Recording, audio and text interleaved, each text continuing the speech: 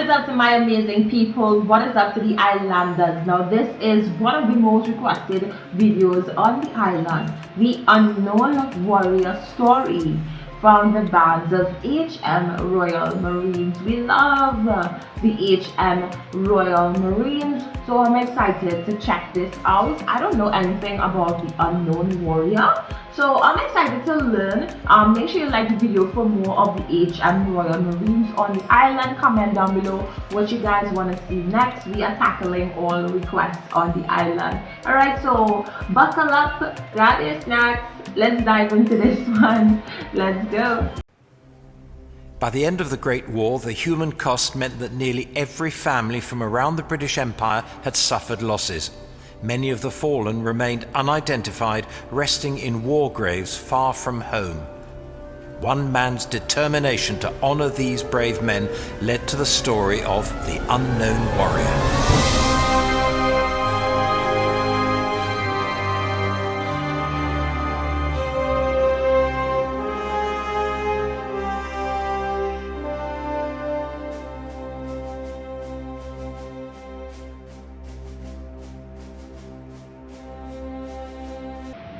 Hold on, you guys, this says another reminder the course. Alright, so poignantly, I think that's what it says, brought home to us all as king and people unite in paying tribute to an unknown British warrior. Amnesty Day 1920. I hope I read that right. Yeah. In 1916, Reverend David Railton, while serving as an army chaplain on the Western Front, had seen a small wooden cross marking a grave with the words, "An unknown British soldier." He later wrote, "How that grave caused me to think. I thought and thought, what can I do to ease the pain of father, mother, brother, sister, sweetheart, wife and friend? Quietly and gradually there came out of the mist of thought this answer, clear and strong. Let this body, this symbol of him, be carried over the sea to his native land." After writing to the Dean of Westminster, Herbert Ryle, in 1920, he proposed that a British soldier known only to God be laid to rest in Westminster Abbey amongst the kings. This was to represent the many thousands that never returned. The proposal was met with enthusiasm, and so began the journey of bringing this unknown warrior back where he belonged, back home.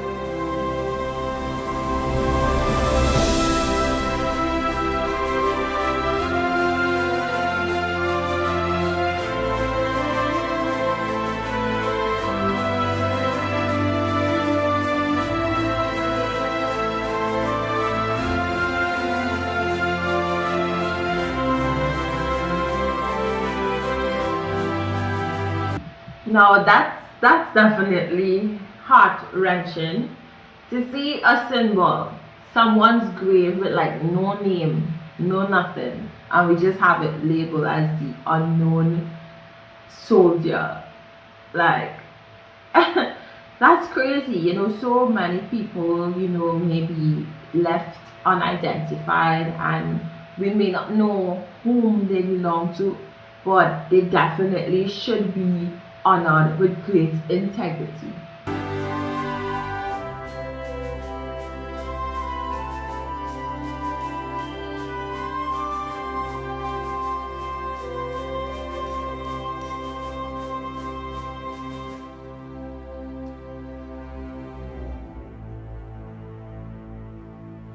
On the evening of the 7th of November 1920, the remains of 4 unidentified soldiers, one from each of the 4 main battlefields, were placed in the chapel at Saint-Paul-sur-Ternoise, near Arras in France.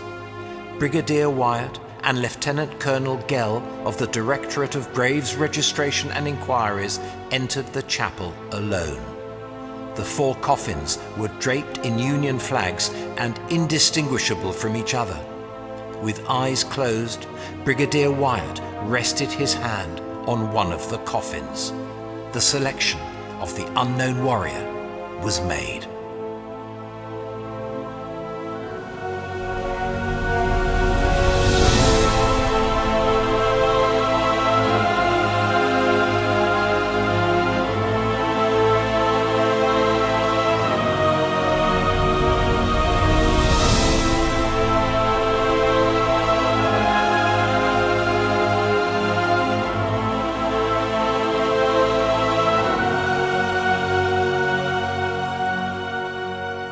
The coffin stayed at the chapel overnight, and on the afternoon of the 8th of November, it was transferred to the medieval castle within the ancient citadel at Boulogne.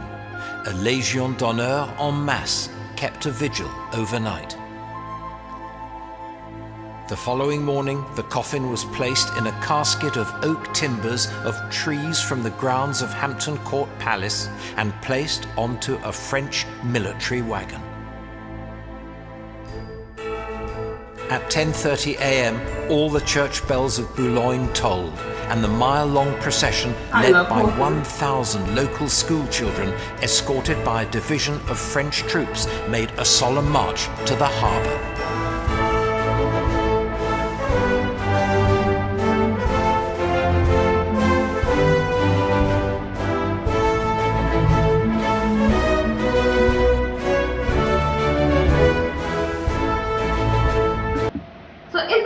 Only took one from the site to carry it to the castle. What about the others, or are they coming on a different day?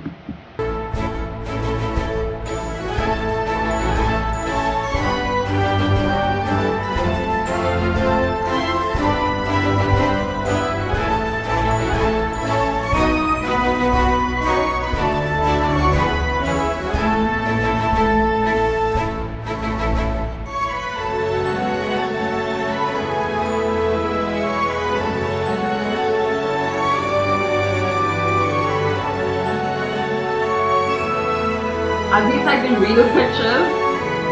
Are these the real?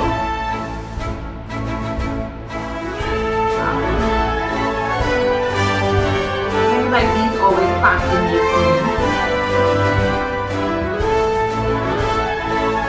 Like, I'm getting chills, like almost pausing right now to see this, you know.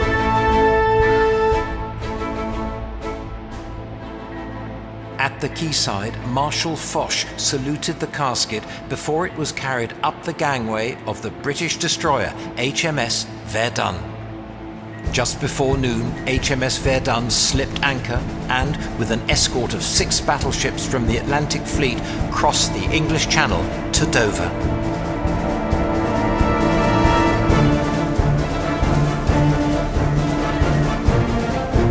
Is that actual footage? I think so cool.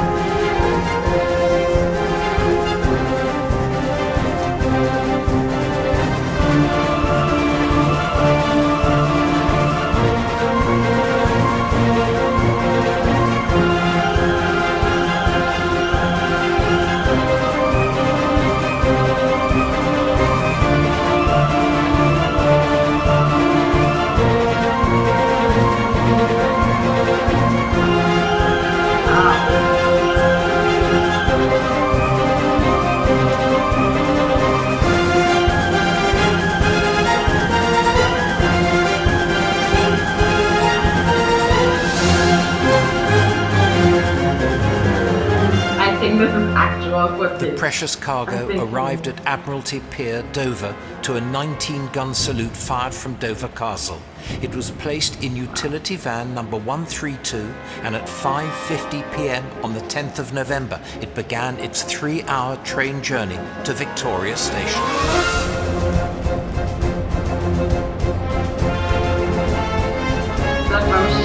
the trains. Wow.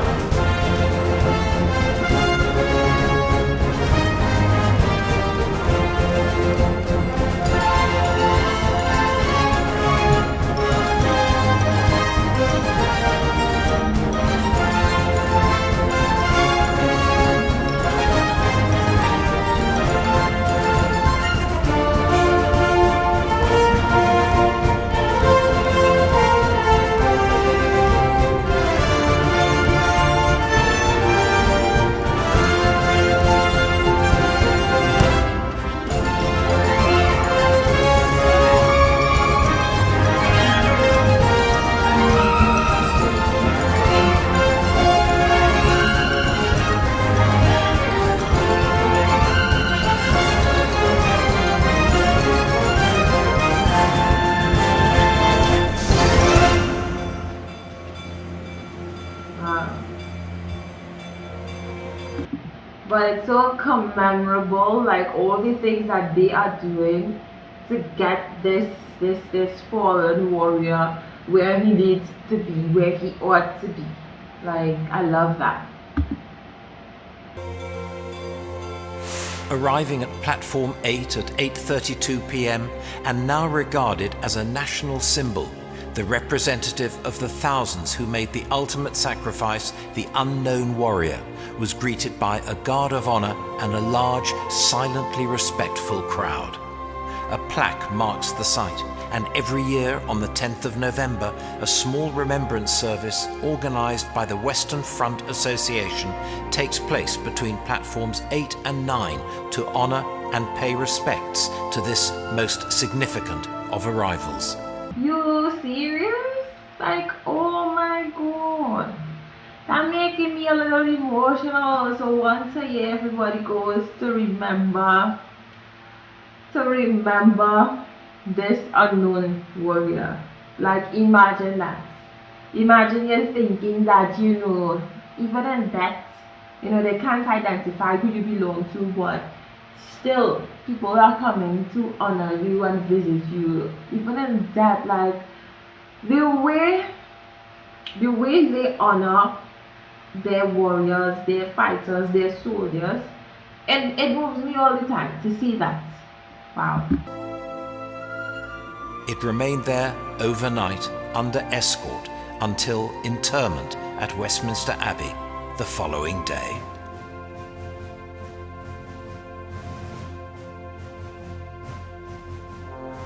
On the morning of the 11th of November, the coffin was placed on a gun carriage drawn by 6 black horses from the Royal Horse Artillery.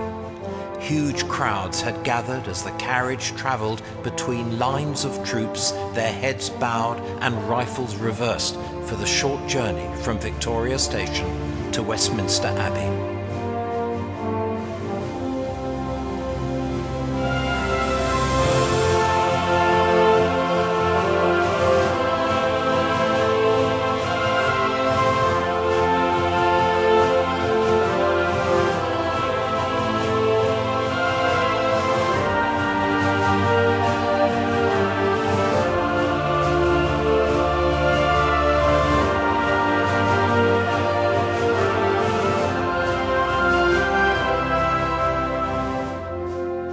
Thousands came to pay their respects, lining the route as the carriage drew past, heading towards the cenotaph, a hugely symbolic national shrine commemorating the 1.1 million British and Empire dead of the First World War and celebrating its centennial year. Representing an empty tomb, it immediately caught the public imagination, becoming a powerful focus for the grief of a nation and to honor the fallen, the glorious dead. Over 1 million people visited in the first week, and as Big Ben chimed 11 o'clock, a 2-minute silence fell throughout the capital, throughout the land, across the empire and on the seas, before the cenotaph was unveiled after the haunting notes of the last post rang out.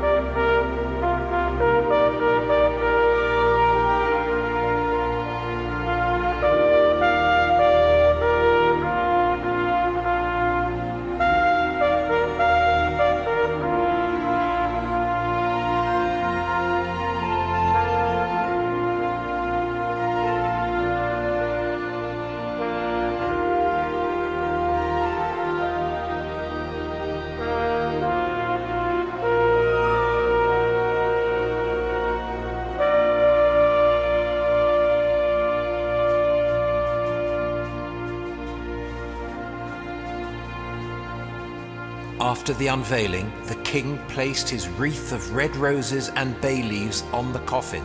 His card read, "In proud memory of those warriors who died unknown in the Great War, unknown and yet well known, as dying, and behold, they live."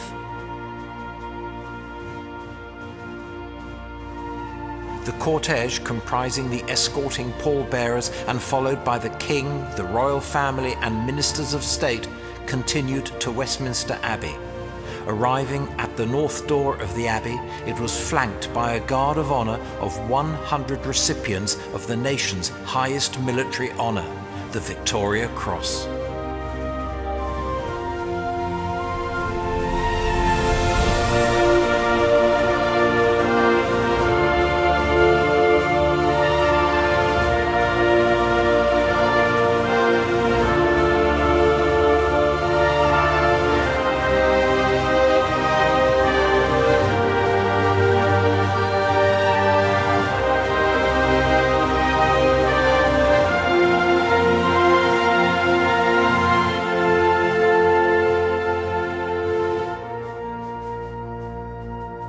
The congregation settled and the choir sang.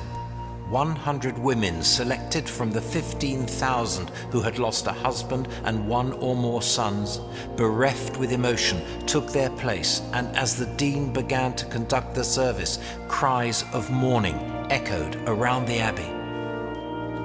The procession made its way to the grave, carefully removing the wreath, sidearms and helmet and the Union flag, and lowered the coffin into the grave.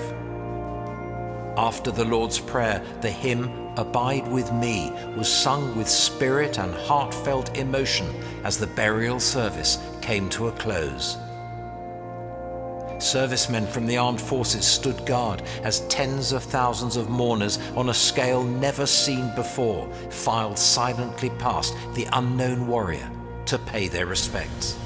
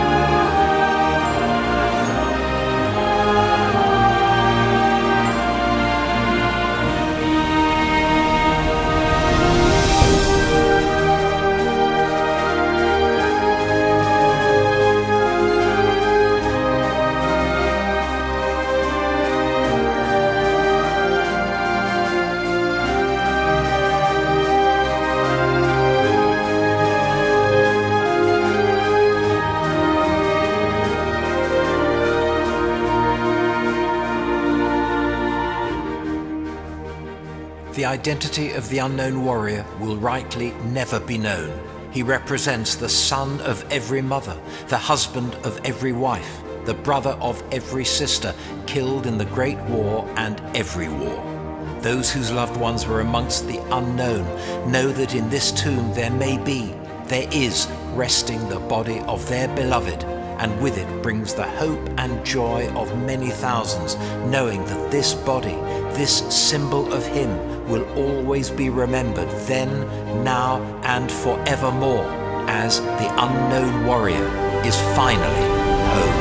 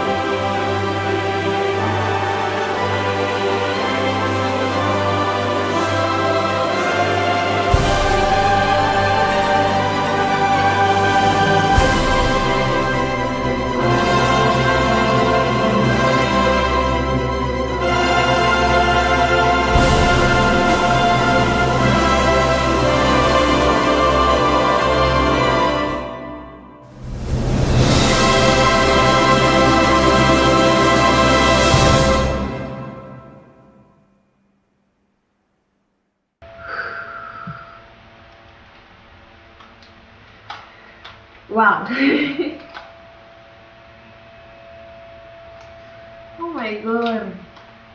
You know, if there's one thing that I do not like or understand is, life itself, life and death. And what made me very emotional today is the fact that yes, the soldier, he was unknown. Alright. He was unknown. And I have family members who fought in the war, honestly, and so I feel like I'm really connected to these types of videos. But what really moved me, what really made me emotional was that even though he was unknown, he was not identified really. The amount of love and respect and honor, that they put on his unknown name, you know, they don't know who that person is, but they transported that person. Everybody came and they had a moment of silence. They commemorated that person. We've got statues, we've got parades. They come every year to have a moment of silence. The amount of respect for the unknown warrior really blew my mind. And the concept of life and death really plays with me sometimes, so that's hard for me to look at. But I just love how that in life, how they honor and respect the warrior. And I think that the Asian Royal Marines really did a good job of, commemorating and, just bringing that feeling through the music, all that pain, for everyone who lost somebody. I think that this really, really, really, really touched them, comfort them. I just think it was so beautiful how much respect that they put on the unknown warriors. Guys, thank you for asking me to react to this. Like the video for more HM Royal Marines on the island.